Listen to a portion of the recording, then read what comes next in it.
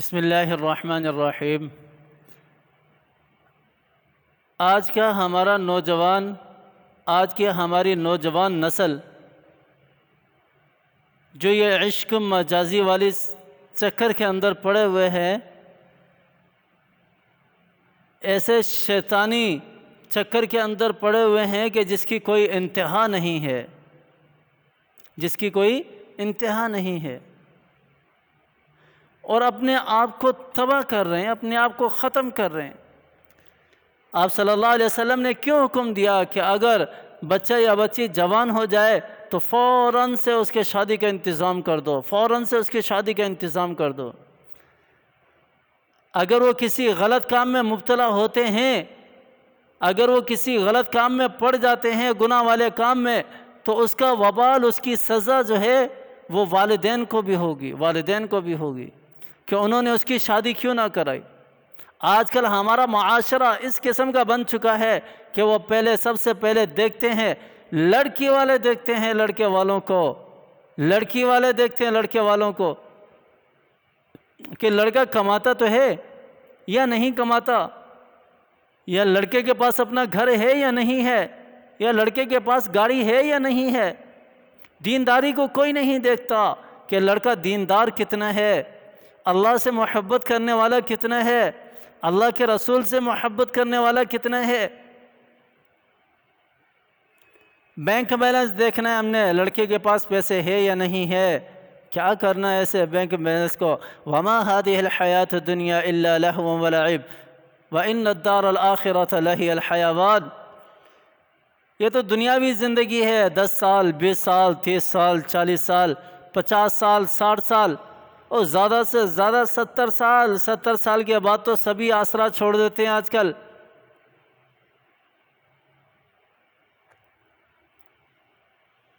اور آج کل تو خوراکیں ایسی ہیں کہ کوئی بڑی مشکل سے جا کر 60-70 کو پہنچتا ہے، اور اس تھوڑی سی زندگی کے لیے اس دنیا کے اندر، اس دنیا کی لذتوں کے پیچھے پڑ کر ہم اللہ کو ناراض کرتے ہیں، اللہ کے رسول کو ناراض کرتے ہیں، اپنی آخرت تباہ کرتے ہیں، اپنی جنت کو تباہ کرتے ہیں، اور دوزخ کے اندر اپنا ٹھکانہ بناتے ہیں۔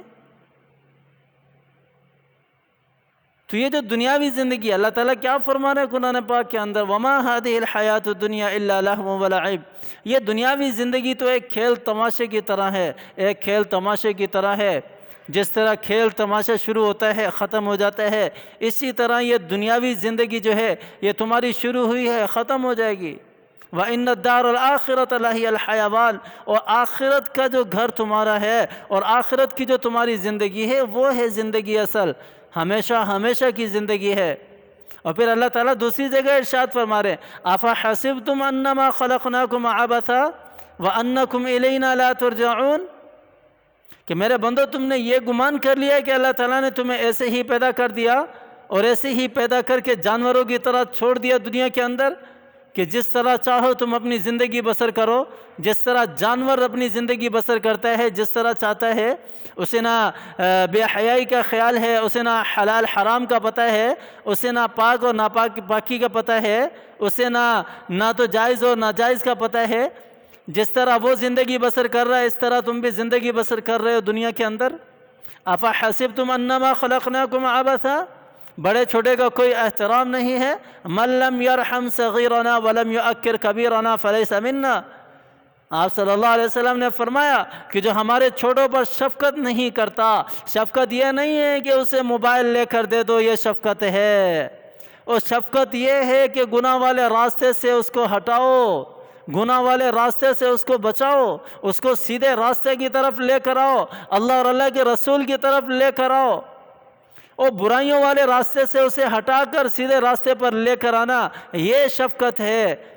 اور ہمارے یہاں شفقت کا تصور ہی غلط لیا جاتا ہے۔ وہ کہتے ہیں کہ شفقت صحیح بچہ ہے، چھوٹا ہے، شفقت ہے، موبائل لے کے دے دیا تو کیا ہوا، یہ تو شفقت کے اندر آتا ہے۔ عجیب لاجک ہے۔ من لم یرحم صغیرنا ولم یؤکر کبیرنا فلیس منا، اور جو ہمارے بڑوں کا احترام نہیں کرتا، پھر جیسی ہماری ان کے ساتھ شفقت ہوتی ہے نا بچوں کے ساتھ، گناہ والے راستے نہیں ہٹاتے بلکہ گناہ والا راستہ ان کو دکھاتے ہیں، پھر وہ بھی بڑے ہو کر ویسے ہی ہمارا ادب و احترام کرتے ہیں۔ ولم یؤکر کبیرنا، دونوں طرف سے جرم دونوں طرف سے پایا جا رہا ہے، دونوں طرف سے۔ شروع میں ہم اپنے بچوں کی پرورش قرآن و سنت کے مطابق نہیں کرتے، پھر جب وہی بچے بڑے ہوتے ہیں، پھر جب والدین کا احترام نہیں کرتے، پھر والدین کہتے ہیں کہ ہمارے بچے ہمارے نافرمان بن گئے۔ فَلَيْسَ مِنَّا، آپ صلی اللہ علیہ وسلم نے فرمایا کہ وہ ہم میں سے ہی نہیں ہے، ہم میں سے ہی نہیں ہے جس کے اندر یہ چیزیں نہیں ہیں۔ تو یہ دنیاوی محبتوں کے دنیاوی چکروں کے اندر نہ پڑیں۔ اور افسوس کی بات، افسوس کے بعد افسوس، وہ حضرت لوط علیہ السلام والا عمل آپ صلی اللہ علیہ وسلم کی امت میں پایا جا رہا ہے۔ میں کئی دفعہ یہ چیز سوچتا ہوں اور بڑا ہی مجھے ایک عجیب سا لگتا ہے کہ اللہ تعالیٰ نے جو قرآن پاک کے اندر ذکر کیا ہے پہلی امتوں کی ہلاکت کے بارے میں، تو اللہ تعالیٰ نے ایک ایک گناہ ذکر کیا ہے کہ اس گناہ کی وجہ سے اس قوم کو اللہ تعالیٰ نے ہلاک کر دیا، اور ایسی بری طریقے سے ہلاک کیا جس کی کوئی انتہا نہیں ہے۔ اس ایک گناہ کی وجہ سے اللہ تعالیٰ نے دوسری قوم کو ہلاک کر دیا، اس دوسرے گناہ کی وجہ سے اللہ تعالیٰ نے اس کو ہلاک کر دیا۔ وہ سارے گناہ آج ہمارے اندر پائے جا رہے ہیں، اس امت محمدیہ کے اندر پائے جا رہے ہیں۔ بے حیائی والے گناہ، شرک ہمارے اندر ہے، لواطت ہمارے اندر ہے، تکبر، انا، کبریائی یہ ہمارے اندر پائی جا رہی ہے۔ ہر کوئی خدا بنا بیٹھا ہے۔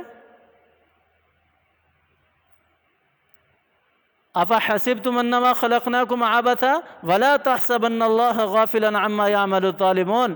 پھر اللہ تعالیٰ کہہ رہے ہیں تم نے تو سمجھ لیا کہ عبث ایسے ہی بنا کے چھوڑ دیا، جس طرح چاہو ظلم کرتے پھرو، لیکن میرا اللہ کہہ رہا ہے ولا تحسبن اللہ غافلا عما یعمل الظالمون، کہ اللہ کو غافل نہ سمجھیں جو ظلم کرنے والے ہیں، جو ظلم کے راستے پر چلنے والے ہیں، یہ اللہ کو غافل نہ سمجھیں۔ اللہ تعالیٰ غافل کوئی نہیں ہے، اللہ تعالیٰ کو سارا پتہ ہے، اللہ تعالیٰ کے علم میں ہے سب کچھ۔ اور اللہ تعالیٰ فرما رہے ہیں کہ ایک ایک سے حساب ہوگا، ایک ایک سے حساب لوں گا میں۔ تو اللہ تعالیٰ مجھے بھی سمجھ عطا فرمائے، آپ کو بھی سمجھ عطا فرمائے، اور عمل کرنے کی توفیق عطا فرمائے۔ آمین ثم آمین، وآخر دعوانا الحمد۔